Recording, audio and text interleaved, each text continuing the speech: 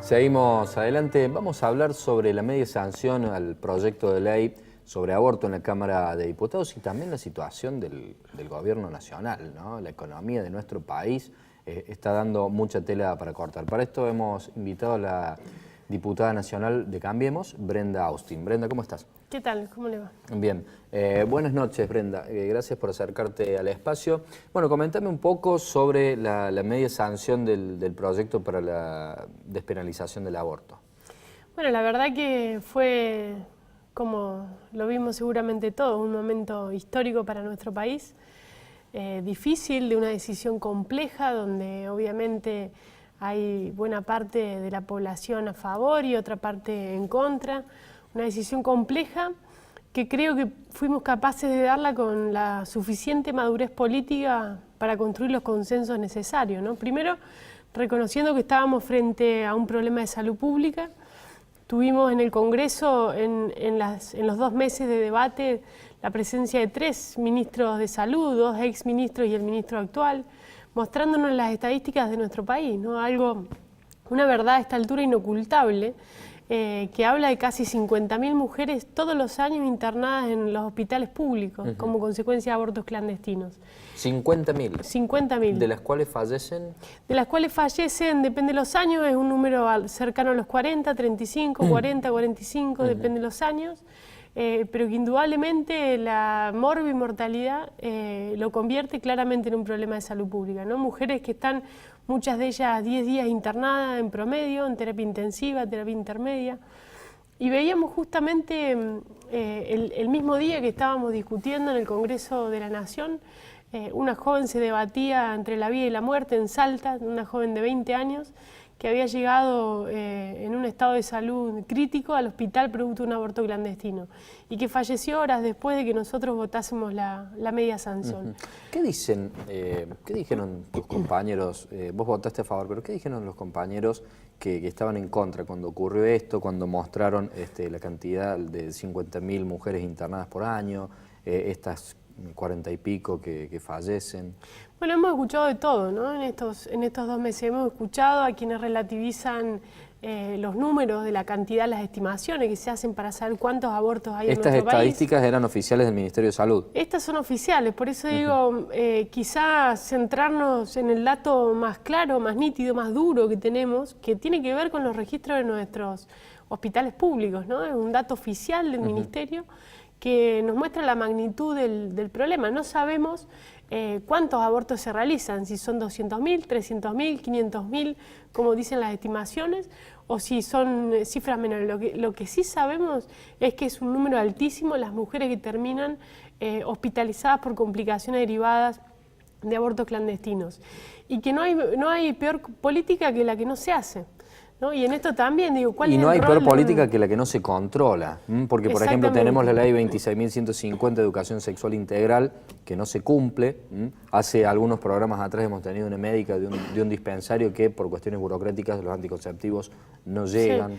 Bueno, fíjense que justamente para reforzar estas 2 leyes que fueron claves para nuestro país, no solamente incorporamos la dimensión de que es de orden público el alcance de la ley que estamos pretendiendo sancionar, sino que reforzamos el cumplimiento de la educación sexual integral. ¿Se va a controlar? ¿Se va a crear algún organismo de control? Se crea una comisión bicameral de seguimiento de la implementación de la ley, en particular en lo que tiene que ver con educación sexual integral. Y algo más serio, porque esas comisiones no terminan en la nada. Ya decía el general Perón, si vos querés que algo no funcione, hacele una comisión. No, las comisiones bicamerales de seguimiento de la aplicación de las leyes o de monitoreo de algunas cuestiones realmente tienen un rol muy activo en el Congreso, tienen facultades para solicitar informes a los organismos de control que responden al Congreso de la Nación, para instar al Ejecutivo a garantizar la aplicación de estas prácticas, pero además también la ley establece de carácter obligatorio el alcance de la educación sexual integral. Ya no va a ser facultad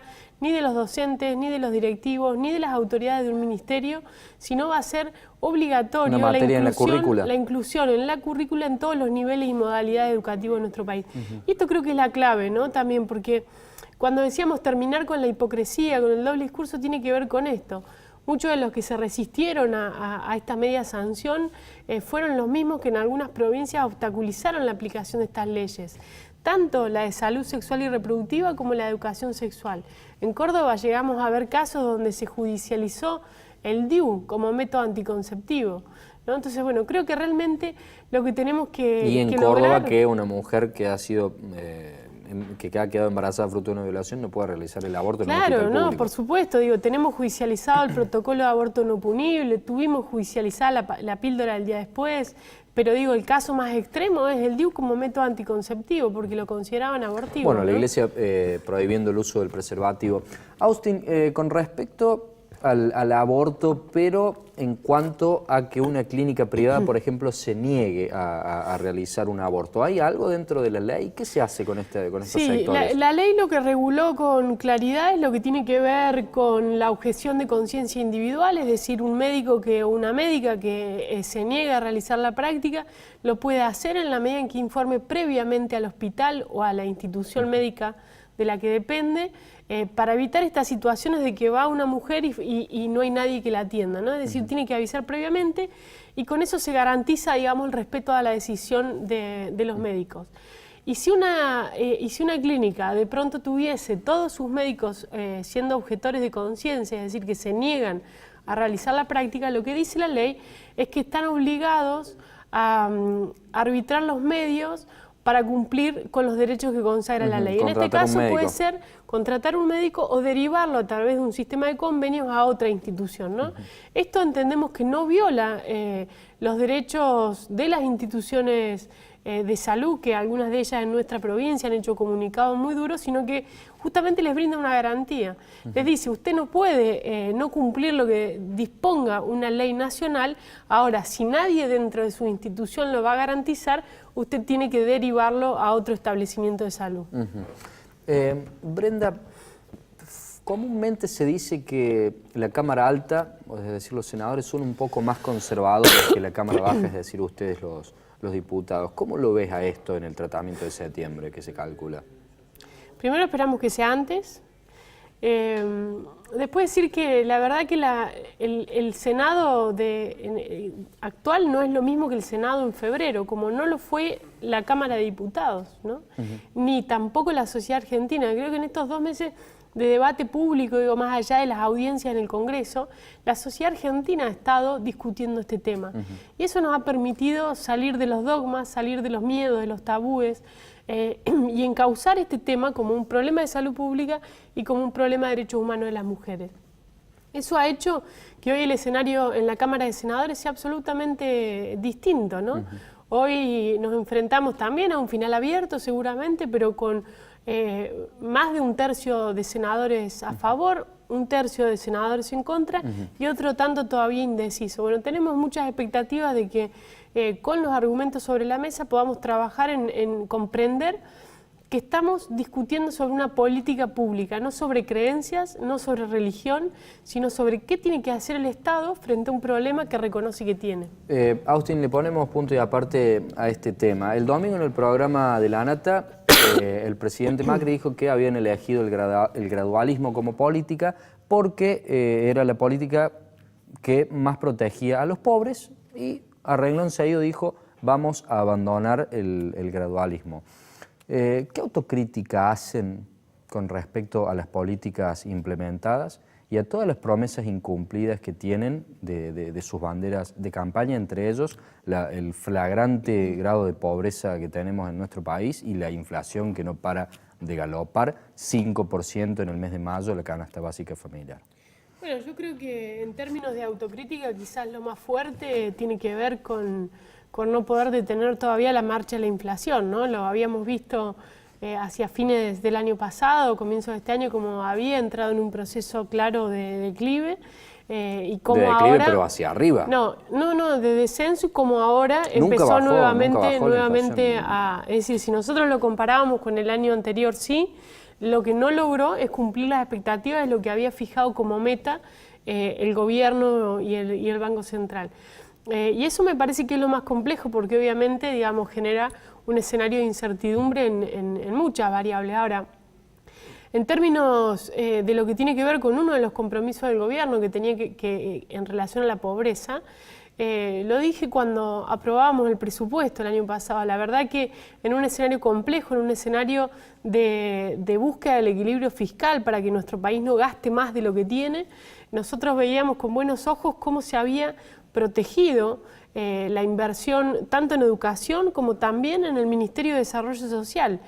Un presupuesto histórico donde 7 de cada 10 pesos iban a los sectores que más lo necesitaban, pero sobre todo en una parte que yo creo que es central, que tiene que ver con la pobreza estructural, que son las condiciones de vida que hoy tienen las personas en las villas y asentamientos de nuestro país.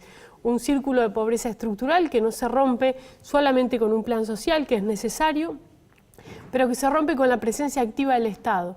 Y veíamos y celebramos, estuvimos días atrás recorriendo con Marina Clemensewin del programa de Hábitat de Nación, algunas de los asentamientos en los que se está trabajando en nuestra ciudad, por ejemplo, urbanizándolos, generando acceso a agua potable, a cloacas, a un cordón cuneta, a condiciones para que pueda entrar un colectivo, que pueda entrar una ambulancia, a trabajar en la urbanización y en la mejora de las viviendas, para que esas familias puedan tener acceso a condiciones dignas de vida.